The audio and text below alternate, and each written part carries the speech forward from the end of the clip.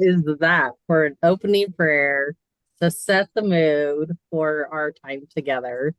Thanks everybody for being here. I'm excited to have you back and for another week of how do we hear God's voice and is he really talking to us? Um, it was almost my 50th birthday and the refunds for the Hawaii trip arrived. And the next best thing was going to be an Airbnb on the mainland. So Boulevard Peninsula, Texas was our new destination for the 50th celebration.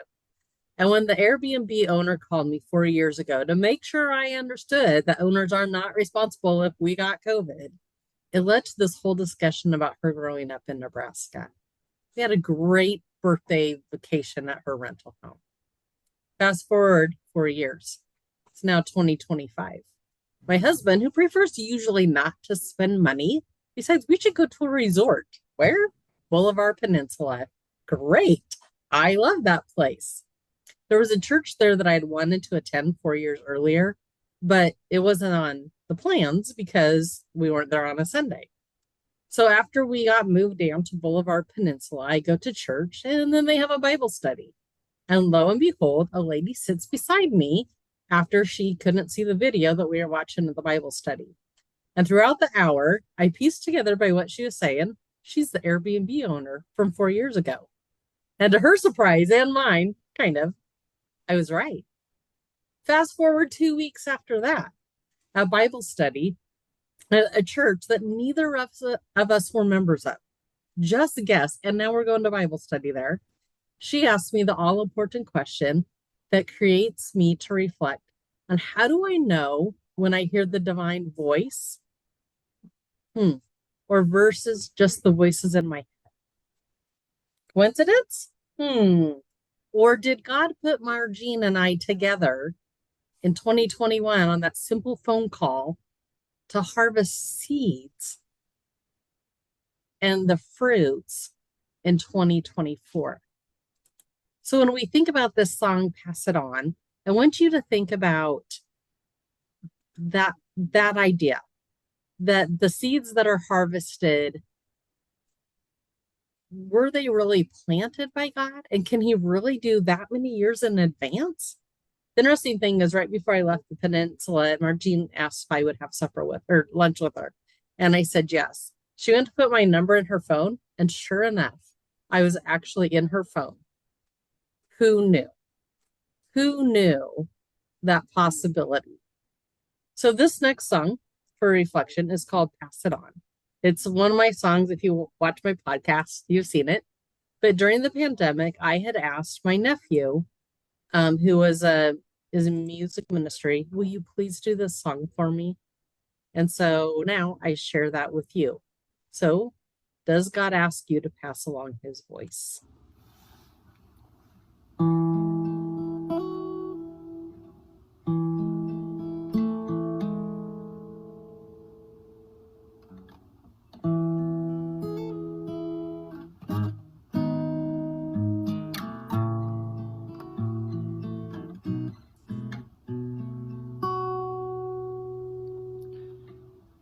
Only takes a spark to get a fire going,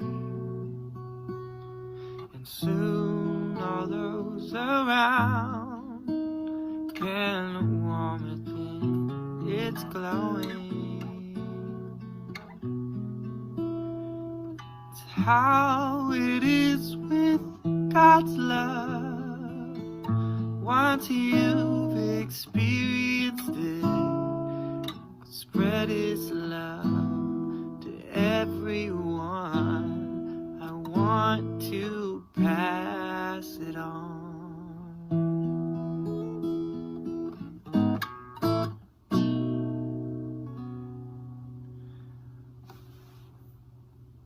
What a wondrous time is spring, when all the trees are budding.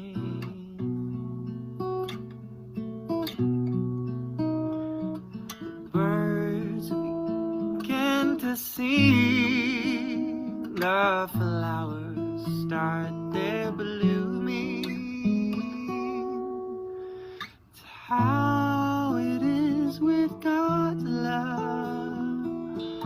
once you've experienced it, you want to sing. It's fresh like spring.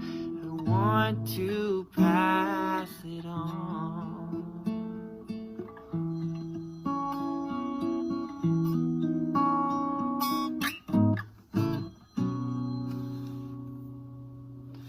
I wish for you, my friend, the happiness that I found. I have to love when he looks in the camera at that moment. Depend on God. It matters not where you're bound.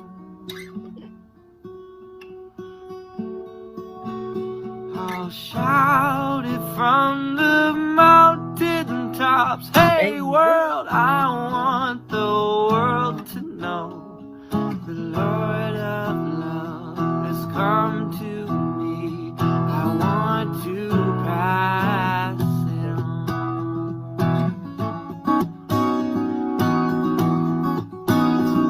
I'll shout it from the mountain tops. Hey world, I want the world to know the Lord of love has come to me.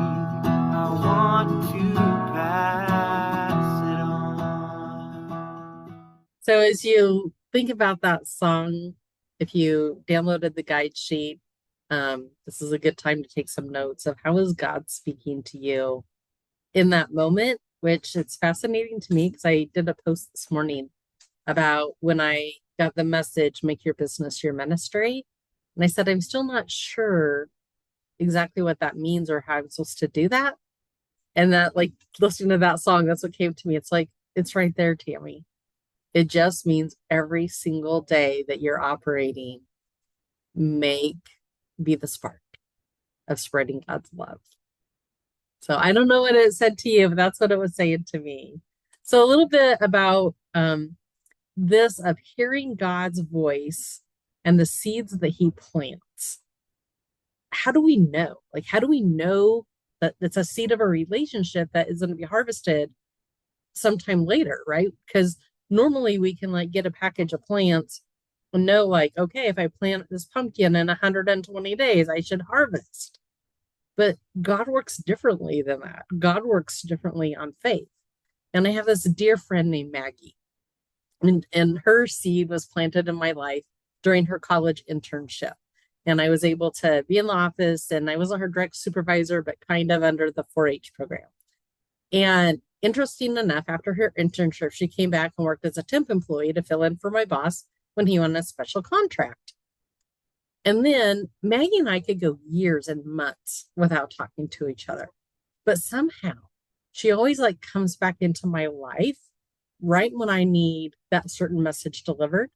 Even when I was preparing for this, I was like, oh, I think the fruits of the Spirit is what I'm supposed to be doing. Sure enough, the next day on the Facebook, she's like, not knowing that I was going through any of this. And she's like, hey, the fruits of the Spirit. Interesting, right? How she does this. But one of the things that Maggie taught me, we were talking about being able to manifest and expect good things in our life. And she told me of a situation where a speaker said, think about something you want, but you're not going to go buy it, but you would like it. And so she's like, okay, I want a pink highlighter, right? And pink highlighter, like, not that they come across your path every day, but okay. And so this is like on a Saturday, and Sunday goes by and no pink highlighter still, and Monday goes by and no pink highlighter still. And then she runs to the post office and she does her business, and she's walking out, and the postal clerk goes, wait, we have a gift for everybody. And she brings up a bowl and she said, here, we're having you choose highlighters. Would you like one? She chose the pink one. But that moment taught me to trust and have faith that abundance is coming into my life. So soon after that, somebody had said, Tammy, like, manifest something that you want to come into your life that's not impossible, but not really possible either. I'm like, oh, my student loans paid off early. Like, that'd be great. It's January. They won't get paid off till December. And sure enough, within 2 weeks, a $10,000 check arrives in the mail. and I needed 9,000 and some to pay off my student loans. Now, sometimes I like to tell God how to do his job. I don't know if you do that either. But the most important thing is let's not tell him how to do his job, because none of us would have said, "Oh, the lady at the post office selling me stamps is," and they bring the pink highlighter to me. Like, he does it so much better than if we were writing the script ourselves. Now, what's interesting is there's this lady named Tori, and I didn't know Tori up until a couple months ago. And I'm in Texas at Magnolia Market, and most of you probably know I'm addicted to going down to Chip and Joanna's place there and seeing all that they've built. And I tried to walk out the gate with my iced tea. I just went to get an iced tea. And there was like an invisible shield there that I couldn't walk between the two pylons. Like, just walk out, Tammy. There's nothing stopping me, but I couldn't. I look over at these seats. No. Oh, Tammy, just leave. Go get your work done. I try to go up to the gates again. Invisible shield won't let me out. And so then I ended up going and seeing these white couches. And there was this lady sitting there, and I didn't want to interrupt her, but it's a place I could sit. I'm like, "Hey, do you mind if I sit here?" She's working on her computer. And she's like, "Oh, yeah, for sure. Go."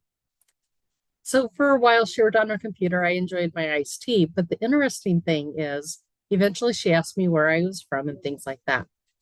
And then she shares that she works for Chick-fil-A. I'm like, "Oh, interesting. I did a case study last year on Chick-fil-A because I'm studying Christian-based businesses and their missions, and how do they operate profitably yet having Christian mission."